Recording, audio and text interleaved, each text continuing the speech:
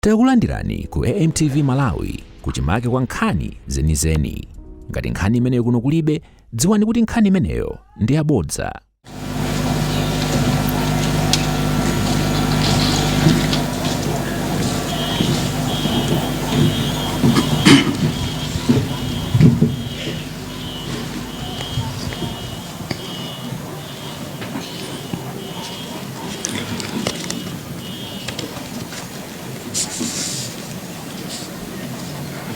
Ndithudi munthu uyu analidi mwana wa Mulungu. Munthu uyu analidi mwana wa Mulungu. Abale ndi alongo okondeka mwa Ambuye, tasonkhana malo ano ndipo tikupereka nsembe ya Ukaristiyayi tanena ndi cholinga chokondwerera moyo wa mnzathu Dr. Saulos Chilima. Date imene anamwalira ndi zaka ziwiri zapitazo pa 10 June. Ife mapemphero tikuperekawa tikungopitiriza mapemphero amene tinayamba kupereka pa nthawi ya imfa yake, amene tapitiriza ndi kumapereka zaka zonse ziwirizi. Ife tikuchita zimenezi chifukwa cha chikhulupiriro chimene tili nacho mwa Mulungu wathu, amene anationesa kuti kuli moyo wina, moyo wa pansi pano ngongodusamo chabe. Kuzera mu kuuka kuimfa kwa mwana wake, tikukhulupirira ndithu kuti kuli moyo wa Mulungu.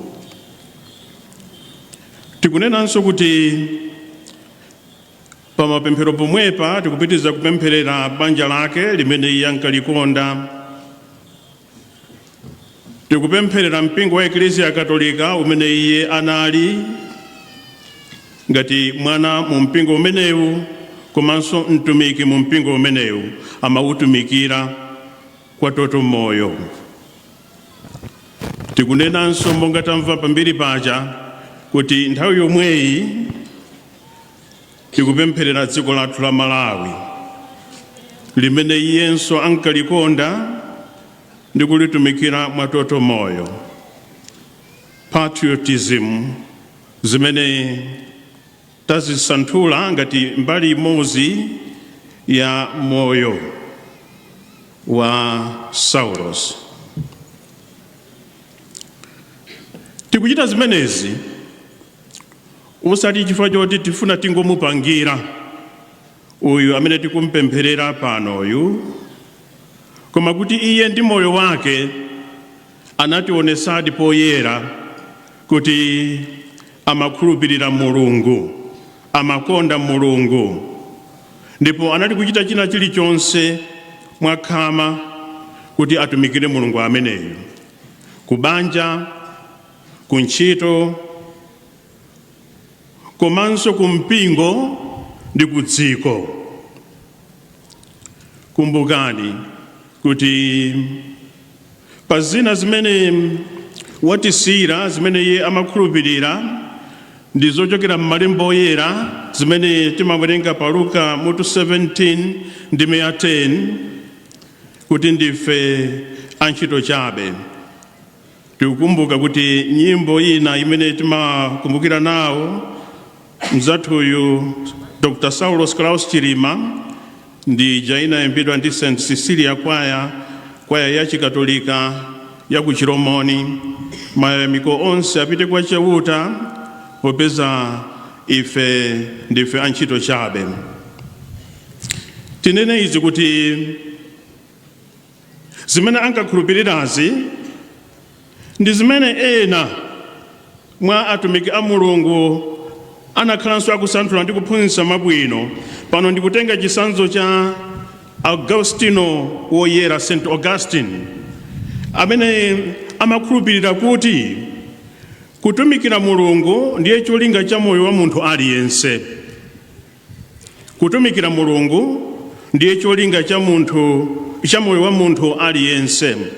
Serving God is the ultimate purpose of every human life. Tikatero chonchi ndiye kuti tazindikira kuti tikamakamba za moyo wake uyu amene tikumpempherera, tidziwe kuti nthawi yomweyo ife tikufuna kuti tizimvetsera zimene Mulungu akupempha, zimene Mulungu akufuna kwa ife. Abale ndi alongo okondeka mwa Ambuye, ndimafuna ndikukumbuseni tsono kuti nzathuyu tinasiyana naye mwazizizi. Imfa inamupeza ali pa ulendo, ndipo pali chimodzi chimene timakumbukira kuti iye ndi anzake anapezeka pa phiri kapena nkhalango ya thungwa mboma la Nkhatabe, nkhalango ija ya Chikangawa kuvipya pa phiri la thungwa. Ndikubwereza liwiri lonena kuti pa phiri, chifukwa pakusingasika kwathu kwa malemba oyera timafuna kuti tinyamukire pamenepo. Mulungu anamuyitana pa phiri la thungwa. Nkutheka kuti ambiri ife mpaka siku la lero chisoni chimatigwira kwambiri, makamaka tikamadusa msewu umenewu, msewu wochokera ku Nzuzu kubwera ku Kasungu kapena ku Lilongwe, kapena kuchokera kuno kumapita ku Nzuzu ndi ku Karonga. Chisoni chimatigwira tikafika pa phiri limeneli, pa nkhalango imeneyi. Nchifukwa chake ndaganiza kuti pa zambiri zimene titha kugawana pa nsembe ya Ukaristiya ngati ino, makamaka tikakhala ndi nsembe ya misa ngati imeneyi, ine siku la lero ndikambe ndikusinkhasinkha nanu pa nkhani imeneyi ya phiri. Tizifunse mafunso ngati awa: kodi phiri ndi malo otani?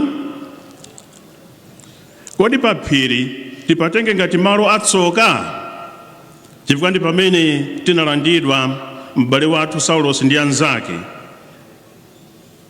Kamene tinene kuti kodi pa phiri ndi malo amatemberero? Zimenezi zitipangise kuti tilowe m'buku lathu loyera, tilowe m'Baibulo lathu. Ndisanafike ku mawu amene takumana nawo ngati mawu oyamba ochokera kwa mneneri Yesaya, ndimafuna tibwerere mbuyo pang'ono pa zimene timakumana nazo m'Baibulo mwathu pa nkhani ya zaphiri. Ngati pali malo amodzi mwa malo amene akambidwa m'Baibulo lathu, mwachisanzo chipululu, mwachisanzo chigwa, malo ena amene amatchulidwa ndi malo aphiri, hill or mountain. Tikumbukire kuti mwachisanzo, ndifuna ndingopakula zisanzo zochepa. Mose anakumana ndi Mulungu kangapo pa phiri la Sinai, limene limatchulidwanso kuti Horeb. Kangapo ena oziwa za Baibulo amanena kuti kanakwana kasanu mkatatu. Tikumbukire za Eliya, zisanzo chabe, nayenso pa phiri la Kamelo, komanso ngakhale pa phiri la Horeb lomweli anakumana ndi Mulungu. Pa Horeb ndi nthawi imene amathawa Ahabu ndi Jezebel, amene anali ndi usogoleri woyipa wolimbana ndi aneneri a Mulungu. Koma pa Kamelo ndi pamene iyeyo anachita mpikisano ndi aneneri onyenga Baala. Akhristu abale anga, ndi zitsanzo zimene ndimafuna kuti tizione, chifukwa mmene tateromo ndiye kuti tiona kuti mafunso timafunsaja kuti kodi phiri ndi malo asoka kapena malo amatemberero, tikuwaona kuti Mulungu akuwagwiritsa mosiyana ndi maganizo a umunthu. Malowa atha kukhala woyera. Malowa ndi pamene Mulungu amasankha kuti atha kumakomana ndi atumiki ake, kaya mtumiki mmodzi kapena mtundu umene iye amaupatula. Pachifukwa chimenechi ndiye tibwere ku mawu amene tawasankhula tsiku la lero kuti tiwerenge pa nsembe ya Ukaristiya. Taona chithunzi chimene mneneri Yesaya akuchipereka. Chithunzi chotani? Ayuda amene akukhumudwa chifukwa zimene zikuchitika pa mbiri yawo m'moyo mwawo ndi zimene akuziziwa kuti iwo ndi opatulidwa ndipo anapatulidwa kuchokera ku makolo, akuona kuti nzosiyana, akumva ululu, akumva kupweteka, moti ena amakhala pa mayesero woti atha kusiya kukhulupirira Mulungu. Pamene aneneri osiyanasiyana, lero tatenga mneneri Yesaya, anabwera kuzalalika mwa mphamvu za mphamvu ya Mulungu imene imakhalapo nthawi zonse, chisamaliro cha Mulungu, chikondi cha Mulungu chimene chimakhalapo nthawi zonse, kuti mavuto ena aliwonse asamuchitise wina aliyense khungu kulephera kuona chikondi chimenecho kapena chisamaliro chimenecho, kuti wina asakhale kuti Satana wamuyesa kuti asiye kukhulupirira Mulungu. Ndiye akubweretsa chithunzi cha phwando limene Mulungu akukonzera anthu, Ayudawo ndi mitundu ina. Phwando limene walikonza pati? Akuti pa phiri la Ziyoni. Nkhani yathu ya phiri ija yabwereranso. Kodi pa phiri ndi malo asoka, ndi malo amatemberero.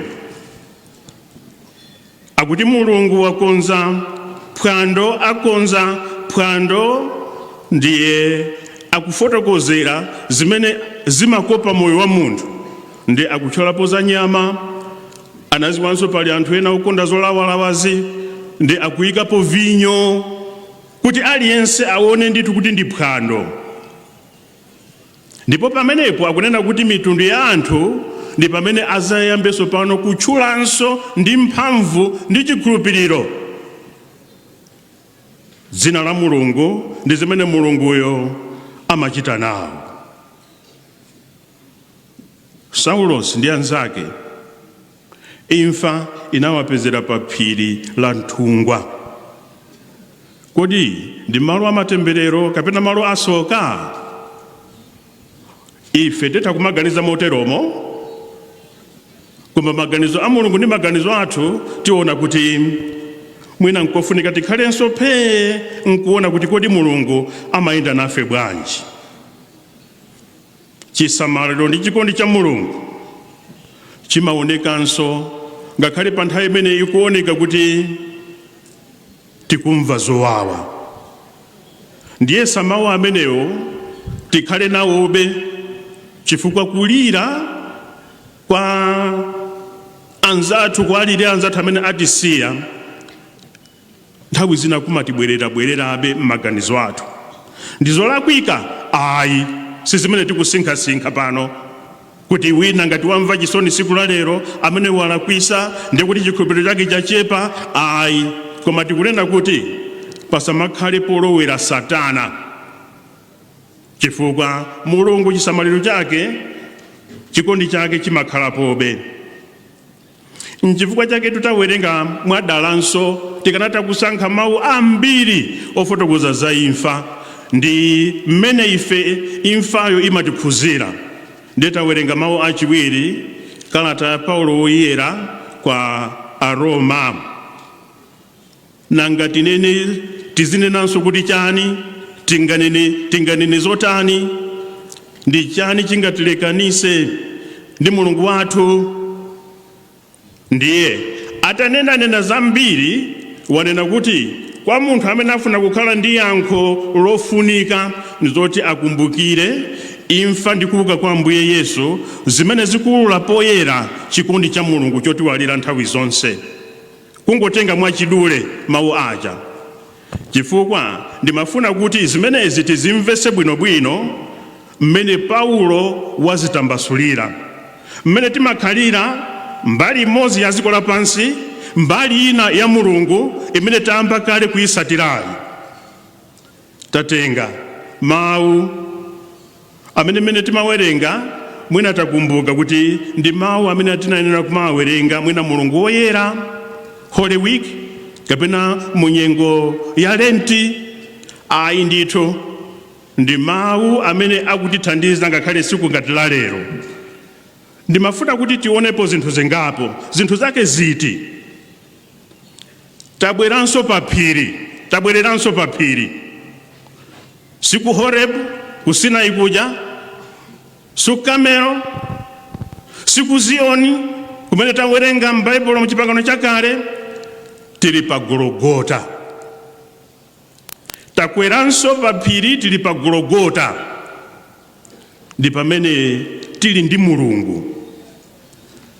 Ndiye timvese bwino the events that surround this experience. It is very important. Timvese bwino zimene zikuchitika pamenepa. Amene watengedwa, amene waitana anthu kuti apite pa Gologota ndi Yesu, mwana wa Mulungu. Apa akungomutchula kuti mwana wa munthu.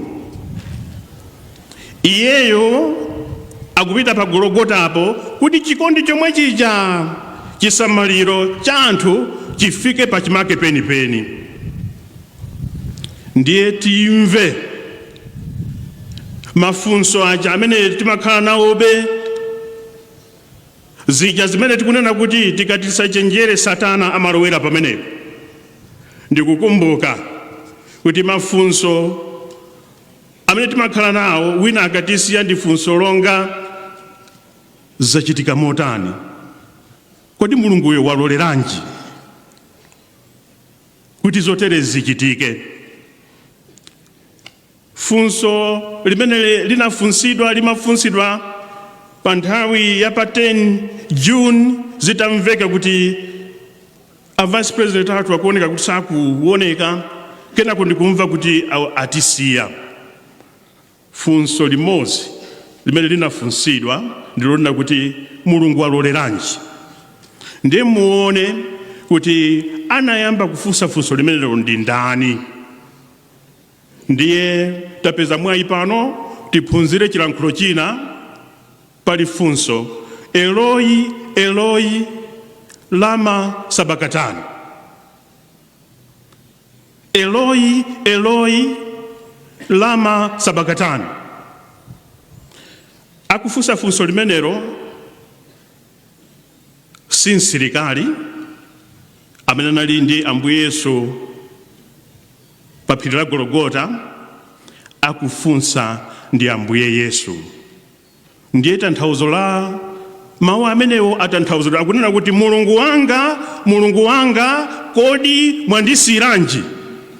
Ndiye tione ndi funso lijalonda kuti kodi mwaloleranji? Ngati zisakufanana, inde mawu ndi osiyana. Mawu amene tagwiritsa ntchito ngati vocabulary ndi osiyana. Mwaloleranji Mulungu? Ndiye muone apa, Mulungu wanga, Mulungu wanga, mwandisiyiranji? Nditati ndikufunseni kuti kodi Mulungu anayankha? Chifukwa pa phiri paja Ambuye Yesu pamene anasinthika, mawu a Mulungu anachokera kumwamba. Ku Yorodani kuja pamene Ambuye Yesu amabatizidwa kunamveka mawu. Apa kuti Ambuye Yesu akufunsa, Mulungu wanga, Mulungu wanga, mwandisiyiranji? Mwaloleranji kuti anthu andifikise mpaka na pano pa Gologota, kuti ndikuona mtanda ndi uwu, ndikuona misomali ndi iyi, mwandisiyiranji mulungu? Mulungu amayankha ndi actions. Sikunamvekenso mawu kuchokera kuthambo ngati ku Yorodani kapena pamene iye anasandulika. Akunena kuti kunagwa chivomezi. Kenako kuyambira 12 koloko mpaka 3 koloko kunali kuli mdima. Kenako chinsalu chinang'ambika. Pamene Yesu amasirizika, yankho limene analandira ndi limenelo. Paphiri kodi tipatenge kuti pasoka kapena pamatemberero, Mulungu anayankha ndi zimenezo. Ndiye onani sopano chimene Mulungu wakhalira chete, chimene Mulungu akuoneka kuti maybe he's not showing human action kuti abwere kuti kodi asilikali ino mukupanga chani. Pamenepo mpamene anayamba kutembenuza mitima ya anthu, anayamba kutembenuza mtima ngakhale wansilikali amene amamukhoma pa mtanda. Akuti ndithudi munthu uyu analidi mwana wa Mulungu. Ndiye kuti mu ululu zovuta zimene zimaoneka pamenepo, Mulungu wazigwiritsa ntchito kuti aonese ulemerero wake. Mulungu anagwiritsa ntchito zimenezo kuti mphamvu yake ioneke. Apatu sitinafike kuti maliro ayikidwa kuti pambuyo pa 3 days anthu apeza kuti mtembo mulibe m'manda. Already at Golgotha, already at the hill, pali ena amene uthenga wawabaya. Ndithudi munthu uyu anali mwana wa Mulungu. Sindiziwa kuti pamene tikukamba mbiri ya malemu Dr. Saulos Chilima kuti ndipati pamene inuyo munazindikira kuti kuli Saulos Chilima wopemphera, wosatira za chilungamo, ndipati. Kodi imfa yake ya Saulos Chilima, anthu amene tili pano ndi ena amene sili pano koma timayiziwa za imfa imeneyi, takhuzidwa nawo bwanji?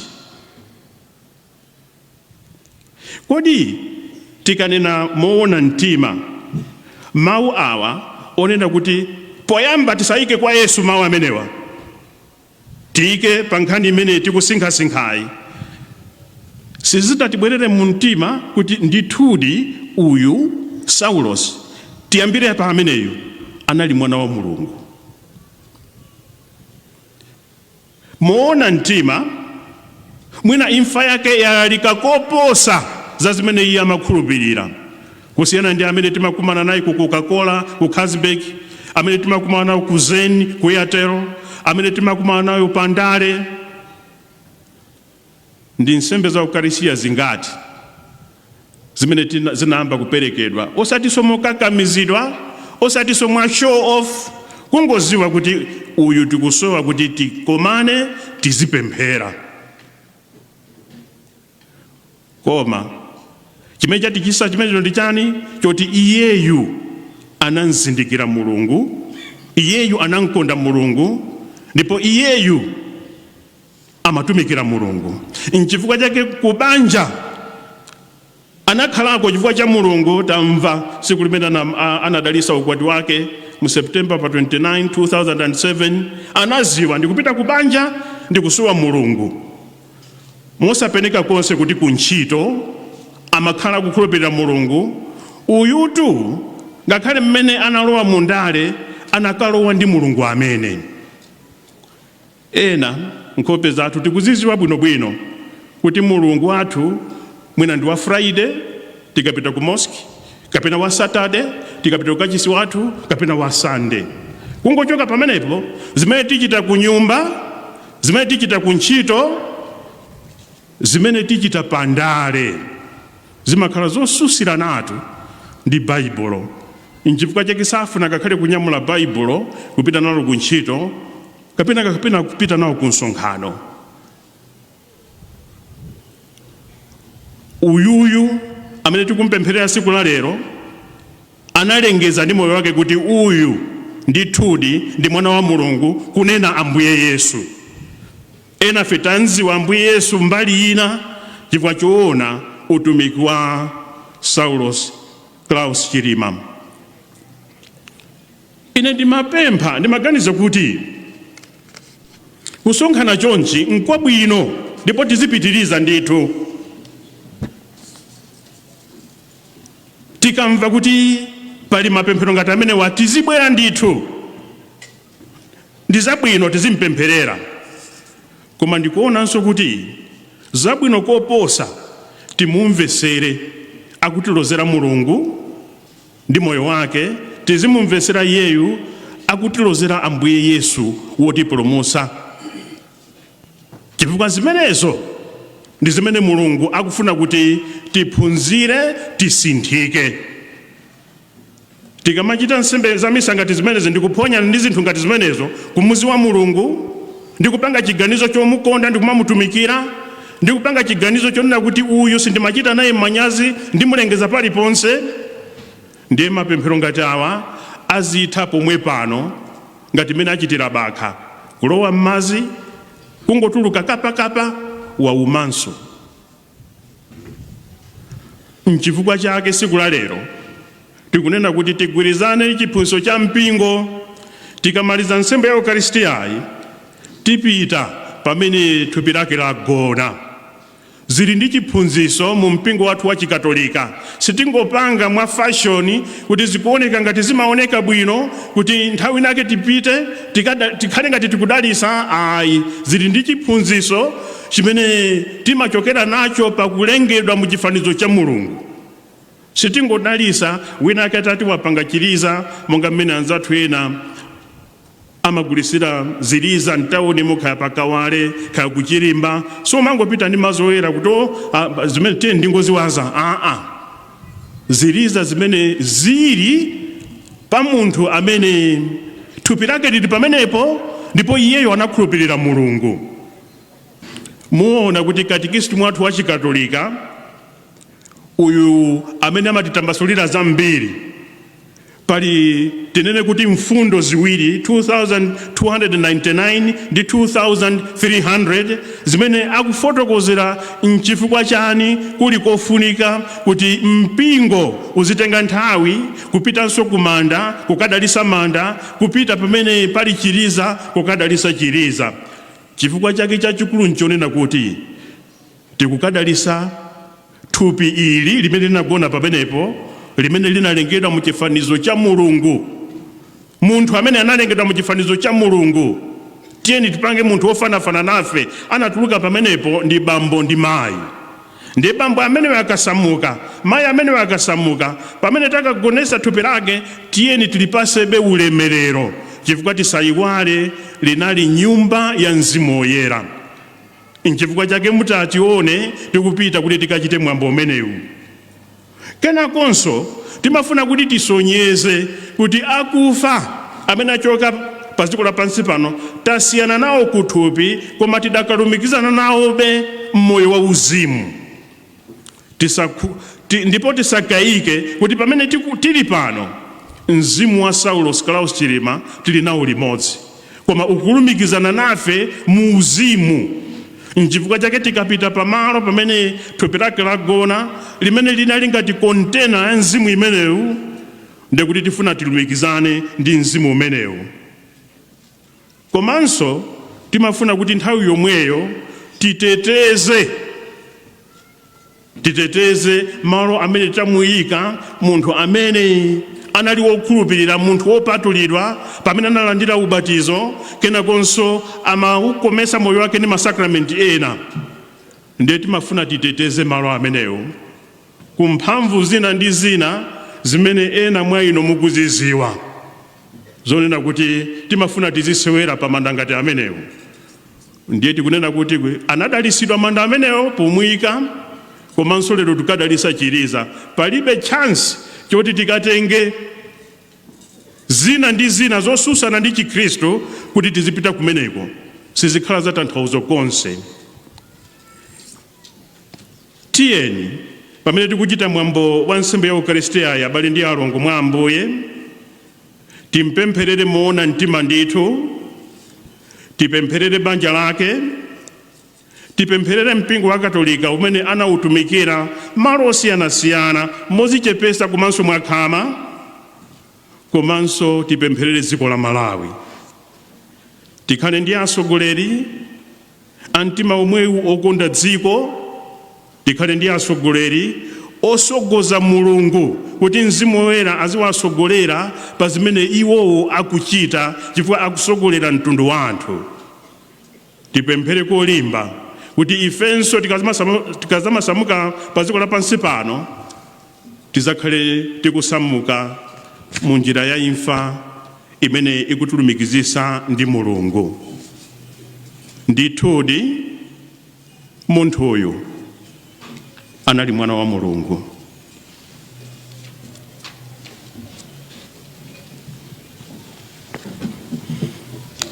Kutsimikiza kumvera kwathu. Kumvera kwa apostoli.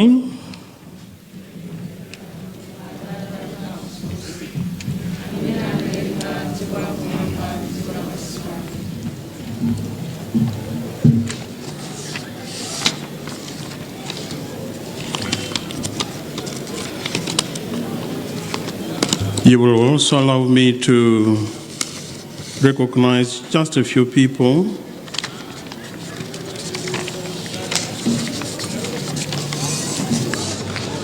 Monsignor John Chitonje and all vicar generals present here, and members of the clergy, members of the religious men and women.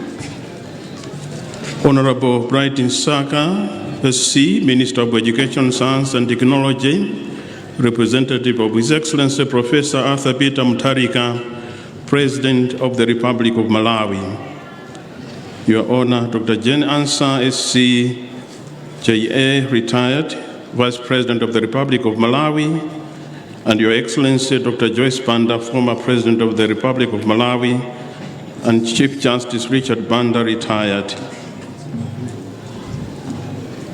Madam Mary Chilima, spouse to the late President, Right Honorable Dr. Saulos Chilima, and members of the family, Your Majesty Inko Siamakos Goman 5, and all traditional leaders present here, Cabinet Ministers, Honorable Dr. Daliso Kabambe, President of the United Transformation Party, UTM, and all political leaders present here. Amai ndi abambo, anyamata ndi asungwana. Mundirole kuti ndipereke utenga wopepesa kusapezeka kwa Ambuye Peter Adrian Chifukwa, amene ndi mwini wa diocese ino ya Dedza.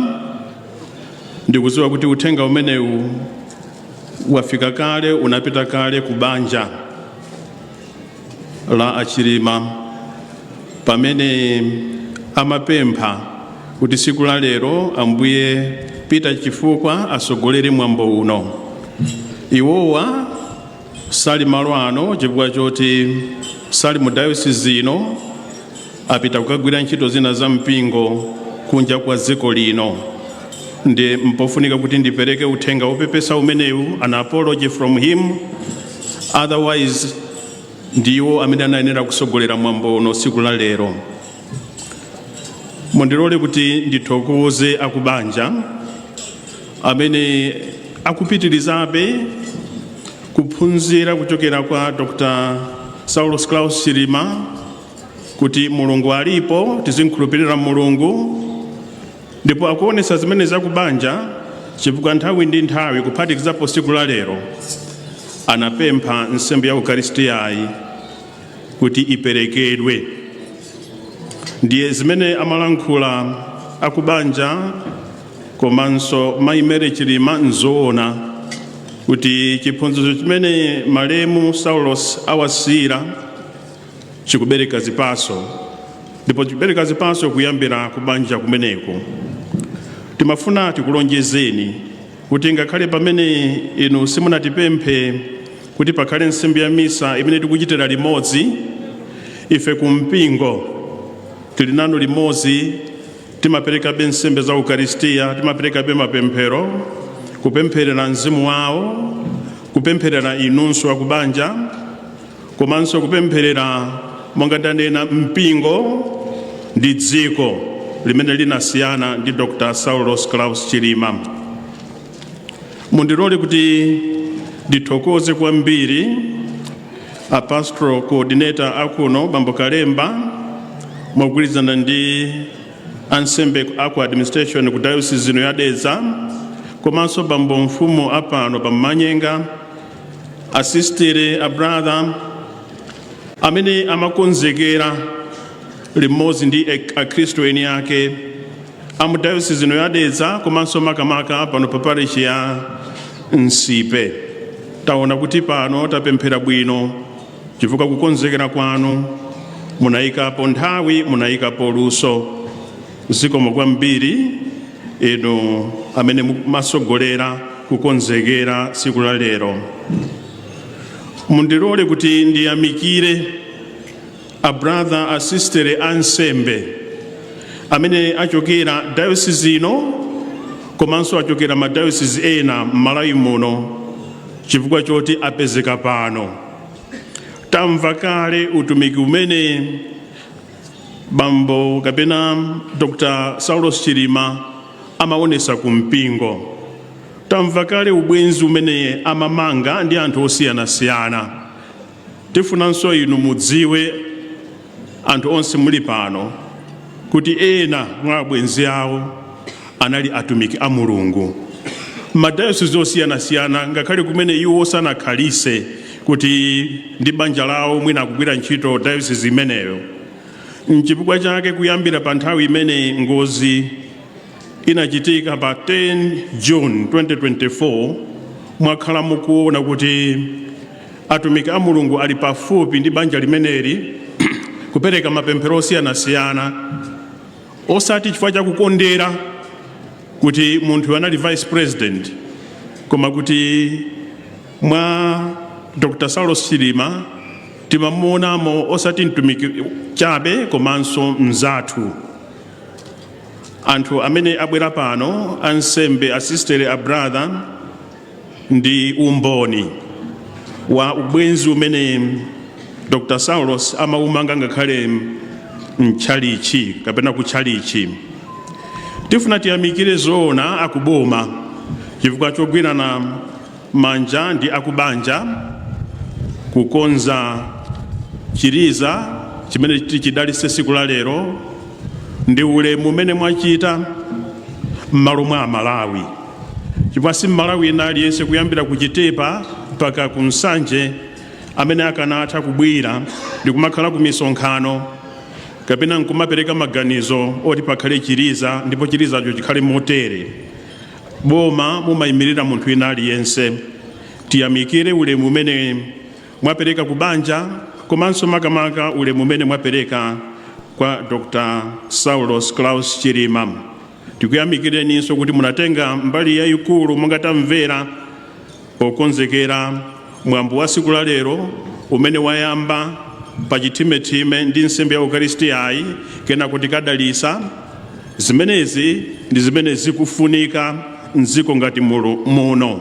Tikamanena kuti ndi dziko lopa Mulungu, a God-fearing nation, zizitha kuoneka ndizo chitika zake. Tikuthokozeni ma traditional leaders komanso taona achikhalidwe amene muli pano kuti mumamuzindikira kuti uyu amene tamulemekeza mwapadera tsiku la lero anali mtsogoleri ngakhale kuchikhalidwe. Ndikukhulupirira kuti ndi phunziro lalikulu limene Dr. Saulos Chilima atisiyira kuti ndi bwino kumazindikira kuti tinachokera kuti, tingaphunzire motani, ngakhale tingakwere maudindo motani, osayiwala kuphata kumene tinachokera kwa makolo athu ndi chikhalidwe chawo. Ndimafuna ndisirize ndi kunenanso zimene anthu ambiri amene alankhula asindika pano. Mwambo uwu ndi wa siku la lero chabe.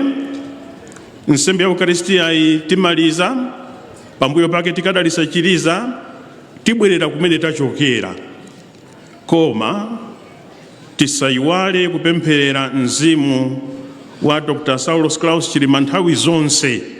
Sitisowa kuti akubanja pamene ali ndi nsembe ya Ukaristiya, sitisowanso kuti nthawi zonse pakhale nsembe ya Ukaristiya, komanso nsembe za Ukaristiyazo titha ndithu kumapempha madera osiyanasiyana kupitiriza kupempherera mzimu wake. Ndiyesa zimene zikhala mphaso yayikulu kwa iye amene tanena kale kuti osapeneka konse mzimu wake uli malo ano. Komanso kuti uthenga umene iye watisira ndi moyo wake ukhale uthenga wathu. Wakambidwa mu mbiri, tayesa kusinkhasinkha limodzi ndi malembo oyera pa nsembe ya Ukaristiyayi. Olankhula pano alankhula za Dr. Saulos Chilima. Tikhale anthu amene tili nzika zabwino zokonda dziko lathu, nzika zogwira ntchito molimbika, hard working spirit, chifukwa zimene zimamuchitisa kuti athamange pandale kaya kumpingo amakhulupirira hard working spirit. Amalawi tikonde kumagwira ntchito ndipo kugwira ntchito molimbika pachina chilichonse chimene tikuchita, kuyambira kubanja, kumpingo, komanso kudziko. Uthenganso wina ndi woti tikakhala okhulupirira, ngakhale tisiyane zipembezo, kuchipembezo kwathuko, kumpingo kwathuko, titumikire ndithu mwakhama mwatoto moyo. Zimenezo ndizofunika. Mipingo pakali pano imasowa ifeyo ndi mphaso zathu, ndi chuma chathu, ndi nthawi yathu, kuti dzina la Mulungu, ulemerero wa Mulungu, ufumu wa Mulungu ulalikidwe, ukhazikisidwe.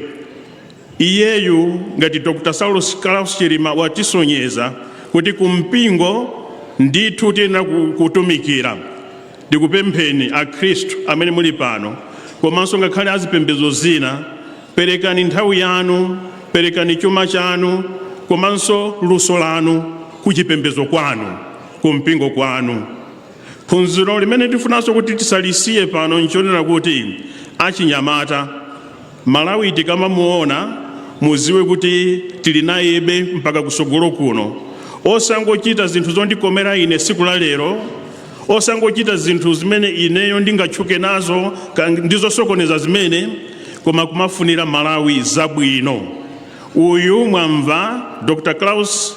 Saulos Chilima sikuti anali munthu wachikulire ayi, koma anayamba kutumikira ngakhale kundale pa usinkhu umene anali. Bwanji wachinyamata wa siku la lero amene ndi Malawi atamaganizira kuti kodi akumba nawo motani Malawi wa lero komanso Malawi wa pasogolo.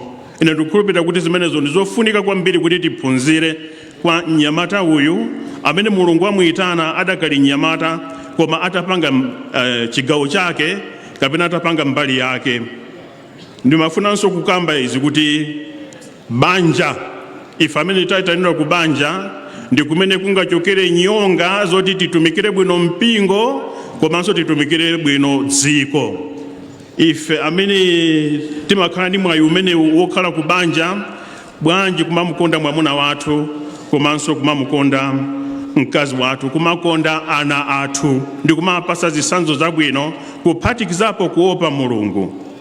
Kwanza athu inu amene muli asogoleri, timakupasani mpata kukhala asogoleri. Lero tikukamba zabwino za msogoleri nzanu amene iyeyo amaopa Mulungu, anatenga zimenezo ndikuzika mu usogoleri mwake. Ndikukhala munthu amene amaganizira anthu osauka, anthu ovutika, ndikumachita china chilichonse kuyambira pa zimene iye ali nazo kugawana ndi anthu amenewo, komanso kumawumbira kapena kumakhala ndi maloto a Malawi wabwino. Asogoleri a siku la lero, pempho lathu ndi limenelo lonena kuti tikaponya voti ija, Amalawi akaponya voti ija, bwanji muziganizira kuti kodi nchifukwa chani andipempha kuti ine ndikhale pa udindo umenewu Ningawapangire chani a Malawi. Tikunena pano kuti uyu anali ndi maloto abwino a Malawi. Bwanji usogoleri umene tiziuona pakali pano pa asogoleri amene mulipo. Ndithu mukamafika ku nyumba, mukamakhala m'maofesi mwanu, izi zimene zikukambira pano, zimene tikutamula panozi, aliyense aziganizire payekha, osaziganizira ngati gulu. Chifukwa pamene pamayambika kusokonekera zinthu ndi pamenepo, aliyense aziganizire kuti ndifuna ndionese ndikusiya usogoleri wa mtundu wanji pa nthawi imene ine ndili pa usogoleri m'Malawi muno. Sikuti ndikukamba za president yekha pano, ndikukamba za munthu wina aliyense. Malawi atha kutukuka, koma timasowa ndithu kuti amene ali pasogolo, abayikidwa pasogolo, azipita ndikumayenda ndikumalondola njira ya chitukuko ngati imeneyo. Tikuthokozeni inu nonse amene mwatenga mbali zosiyanasiyana m'malo mwa mpingo, inu amene mukutiimbira, ena mwachokera ku Lilongwe, ena aparishi yomwe ino, anyamata inu amene mukuthandizira nsembe ya Ukaristiya, ndi ena tonse amene tatengapo mbali chifukwa chotithandiza kuti tipemphere bwino. Mapemphero athu atiuza kuti tikamaliza nsembe ya Ukaristiya, tikamalizira ndi kudalitsa chiriza, ndi tipangebe mwadongosolo pasakhale chisawawa chifukwa mapemphero adakapitirira. Andipempha kuti tisanalandire madaliso, poyamba tidalise nkhata zimene zili pasogolopa. Mondilole ndinene pemphero lalifupi kudalisa nkhata zimenezi, pambuyo pake tipereka madaliso apa nsembe ya Ukaristiya, ndipo a master of ceremonies atiuza mmene tipitire kumanda. Tipemphere. Tikupemphani Atate kuti mudalise nkhatazi, nkhata za maluwa zimene zikuyimirira chikondi chimene tili nacho pa m'bale wathu, mnzathu, msogoleri wathu Dr. Saulos Chilima. Lolani kuti ubwino wa moyo wake, lolani kuti ntchito zowala za moyo wake zipitirire kuwalabe m'mitima mwathu, kuyambira kubanja, kumpingo ndi kuziko. Tithandizeni tonsefe kuphunzira utumiki wabwino kwa inu ndi moyo wake, komanso tiphunzire kuzipereka ndi kusiya zonse m'manja mwanu, chifukwa chonena kuti ufumu wanu uyenera kumakulirakulirabe pakati pathu. Tikupempha zimenezi kudzera mwa Yesu Khristu Ambuye athu. Amen. Osayiwala kupanga subscribe ku channel ya AMTV Malawi.